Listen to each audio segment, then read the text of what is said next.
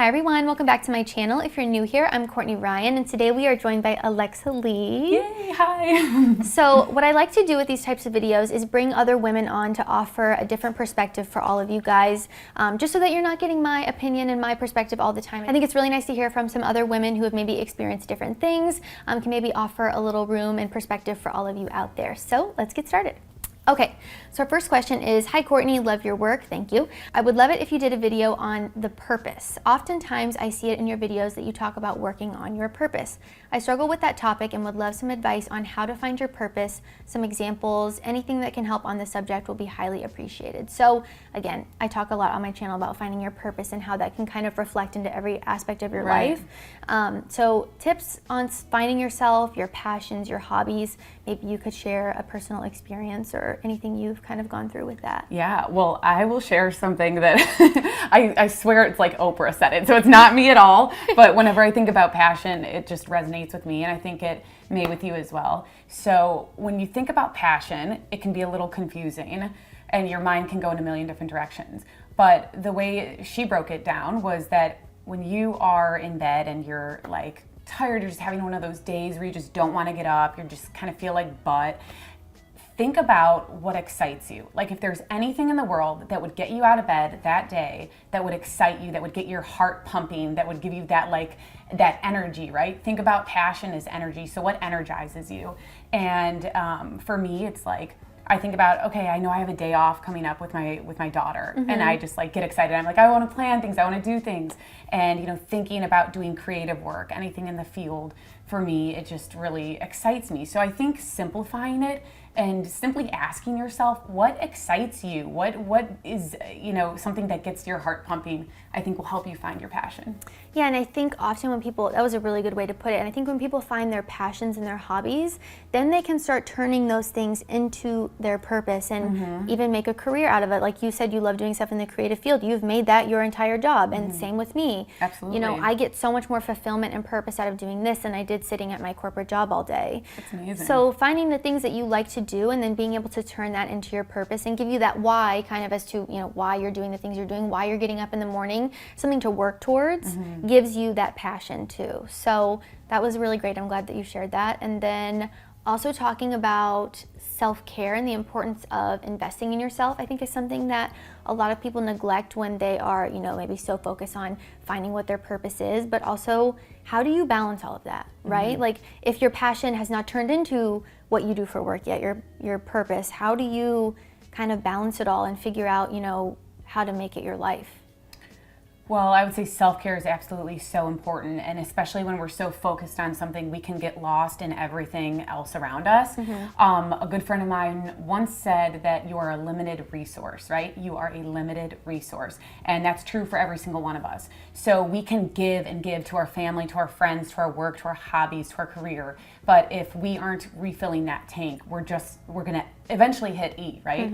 So it's figuring out what you need for that self-care. If it's like a spa or something, or if it's just time alone to yourself, with no work or Netflix, I think that that's so important. So figuring it out and taking those steps to make sure that you fill up that tank consistently is important. Yeah, not neglecting yourself in the process too. Again, I think sometimes people get so caught up in like the end result or constantly thinking about the future that they lose sight of like the now and the fact that you have to refuel your tank, and I think a lot of people lose sight of that. So I think that keeping everything we just said in mind can really help you kind of figure out what your purpose in life is.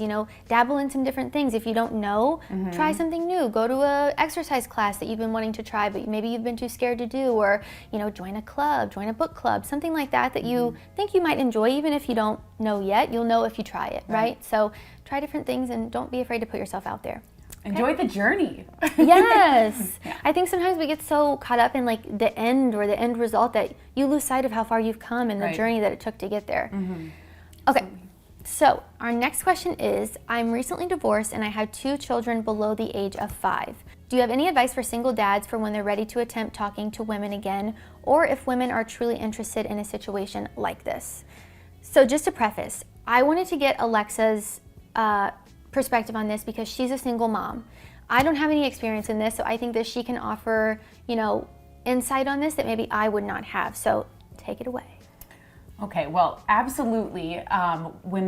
There are women out there that are interested in that. Women are natural nurturers. And so I think that, don't be surprised. Don't think that that's not possible. That's definitely possible. I think my advice for you would be, when you are ready, look for that significant person in places. Look, I'm not saying dating apps are not good, because there's so many success stories. We know that. But look for women in places where you spend time with your kids. I mean, those are women. If you're at the zoo, you're at the library, you're at the park. I mean, that's a great place to find somebody who is enjoying that activity and those kinds of activities. I think you're more likely to find success there than maybe at a bar. Definitely. And thinking also about the type of person that you would want to be with, things that you naturally do during the day-to-day basis or that you enjoy doing, you should want a partner that enjoys those things too, to some extent with you.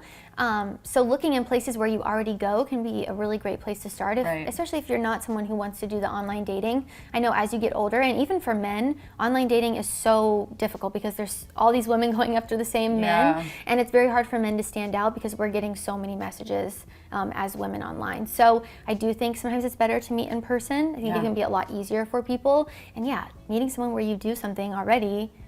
And especially with your kids too. I never even thought of that. I think a lot of guys probably go out and think oh, well, all the women here are probably married or not, but you might be there. But no. I'm at the park. I'm there all the time. Come up to Alexa. But no, that's really great, and that's a really good point. I never even thought about that. So how would you say a guy knows when he's ready to start talking to women again? Because I'm sure after a divorce, it can be daunting a little bit to know, okay, am I ready for this? How do I know when I'm ready for this? What would you say you felt when you were in kind of a similar situation? Yeah, I think that's such an important point. I'm so glad you brought that up. And this is men and women alike. When you go through a divorce, there's trauma, even if it's a healthy divorce. I mean, it's hard. And so after any kind of breakup, I absolutely first and foremost would recommend you get yourself into counseling.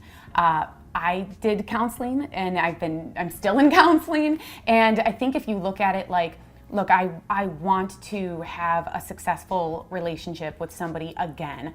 If you want a marriage especially, you working on your issues, you working through that trauma, talking to somebody about it, you're making sure that you don't bring all that baggage with you to the next relationship. And then, you can look that woman in the eye and you can say, yes, I went through divorce, right? And yes, I have this trauma and I have these 2 wonderful, beautiful children, but it was hard. And so I understand why you look at me with a little bit of hesitation. But you can look at her and you can say, I did the work to stand in front of you now and to say, I am a better person and I'm going to take good care of you and our relationship. And I think that is so, so key. And it's powerful too. And I think when you are able to know, when you know that you've done the work, you probably feel more confident approaching a new relationship or a situation, knowing that I've got this. I'm not the same person that I was before, and it's not just going to be, the same relationship with a different face in front of me. It's really going to be something, powerful and changed. So I think that's a really good point, because I do think a lot of women, men and women alike, would have hesitation going in thinking, okay, this person's already been divorced, what went wrong? But knowing the kind of why, and knowing that that person has put in the work to change, maybe what went wrong in the last relationship, can make you feel more confident going forward. So I think that was a really good one. And I get a lot of questions about that on my channel, and I don't often answer them because I don't feel like I'm the right person to answer that question. I've never been in that situation, and you can say all you want from the outside looking in, but until you've lived through that and you've been through that, I don't think you really understand what it's like.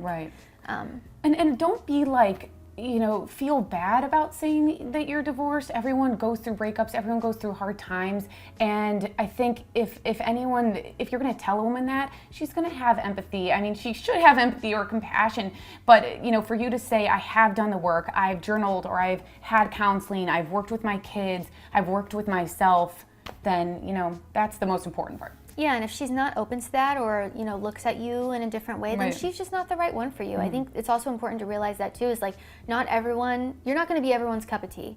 You're not for everyone, and that's okay. So next question, kind of on the same topic, is I'm really struggling to find a date as a divorced single parent with 100% care of 3 awesome kids. Some feedback I've gotten is that the 3 kids, even though the potential date has never met them, turn people off.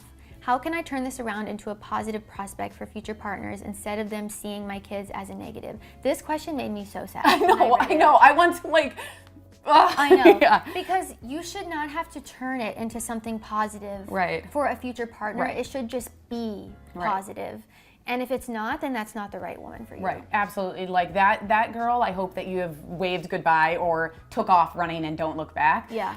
But like I said earlier, there's women out there that have that want that natural tendency to nurture, and they're gonna look at your 3 awesome kids, which I'm glad that you said that. Like, embrace that, love that, be so proud of that, and they're going to want to jump. They're gonna want to jump in. So find the right girl. Yep, and again, like, just alike, there are women out there who wouldn't want to be a stepmom necessarily, but then you just know that that's not the right person for you, and you'll be able to tell that pretty early on, especially if you have a conversation, an open conversation about it. So, and then just more generally here, dating with kids, any advice for guys having trouble putting themselves out there again after a breakup or divorce? So maybe just talk about your situation, dating with, your daughter. Yeah, I think first and foremost, if you were saying you want to get in a relationship again, right? We're not just talking about like jumping from girl to girl. We're talking about relationship. Yes. It's important you keep your child as your North Star. And what I mean by this term is that they're your guiding light. So every decision you make, obviously about them, about your work, about who you date and bring into their life and your life, it is, that it's going to impact them. So you're going to say, okay, I'm meeting Jill today. This is the kind of person she is. How is that going to impact my children when I bring her home? And if it's not in a positive way, then I think you already know. And it really simplifies everything if you just always think of that, okay, how does this impact my children, right? Because the truth is they are the most important thing in your life. Yep. And I do think having that in your mind always can help you vet out people that don't fit that. Yes. It's like when you're dating and you're looking for red flags or deal breakers, it's kind of like that. You're just adding a child that is the most important thing into your life into the mix, where you would not want to bring anything around that would not be right for them or, positive to them. Absolutely. How early on, do you say that you have kids? If you had an online dating profile, would you put it on there? Is that something that you bring up on the first date? Kind of navigate that, because I think a lot of guys, they don't want to say that they have kids, but then I'm like, you can't just date this girl for 3 months and tell her that you don't have kids. I think you should be pretty upfront from the beginning. So what is the timing like for that? No, I think that's such a good question, and it's like, it's so awkward, right? But I think that you always just have to be honest. You have to be honest, especially we're not talking about people that are 15, 16 years old, right? Where if you're in your 20s and your 30s, 40s, whatever, you're an adult, I think you just got to be honest. So absolutely, I would put that in my profile, 100%. And I think that I would just be clear from the get-go, I met a wonderful gentleman who, the whole package, great. And he approached me, and I just very bluntly said, during our conversation, that I want to have another kid, and we weren't far in, and I basically said, you can take this as me coming off strong or me just being honest with you. And he was like, I totally respect you for saying that, and I really appreciate that. Because if he doesn't want to have any more kids, then you don't waste each other's time. Especially when you've gotten to a point where you're a little bit older, maybe you've had a divorce, maybe you already have kids. You know what you're looking for a lot more than someone who is just starting to get into the dating game. You've maybe dated more people, you've been divorced, you know what you're looking for in a partner and what you're not looking for. And thinking long term is so much more important the older you get as well. Right. I agree. I think it's important to just be very honest about that.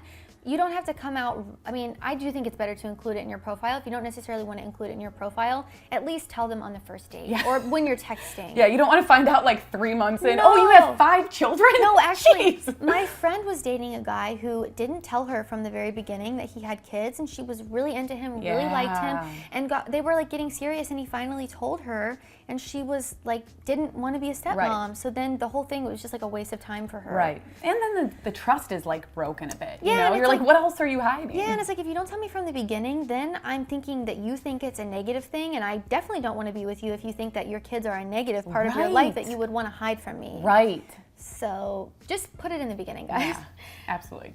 Okay, so we talked about the topic of when to tell the person you have kids. Now, how do you approach the topic of bringing this person around your kids, introducing them to your kids? That's like a whole different ballgame. It's a whole different animal. Yeah, that's a good question. I will say I think that every situation is different, and it has its own unique things that you have to be careful with, right? And I think some of that is the age of the child, what their the previous marriage or relationship looked like, the mother of the child, and all those different dynamics. I think it's great to seek professional help if you have a counselor, to ask them. I mean, this is you're involving young lives here that possibly went through trauma, and so that you have to make sure that they're on sound ground before you just start whipping in somebody else. Right. And I think that's the best place to start. Yeah, because if you're not serious about the person you're dating and you're just introducing your kid to person after person after person, that's very traumatic as a young kid. So I think really being mindful about that and thoughtful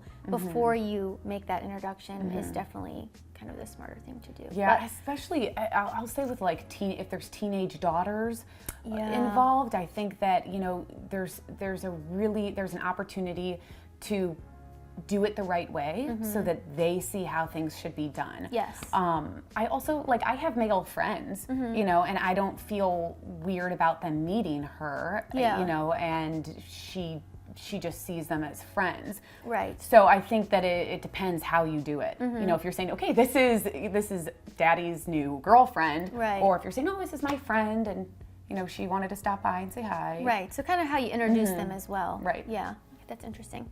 All right, guys, that is all we have for this video. If you liked it or found it helpful, be sure to give it a thumbs up and subscribe to my channel to be in the loop for when I release new content. If you want to participate in future videos like this, be sure to give me a follow on Instagram at Courtney Christine Ryan. And while you're at it, give Alexa a follow. What is your little? It's Alexa Lee, CLE, like Cleveland. Oh, nice. We'll put it on the screen for you so that you can easily find it. As always, thank you all so much for watching, and we will see you all next time.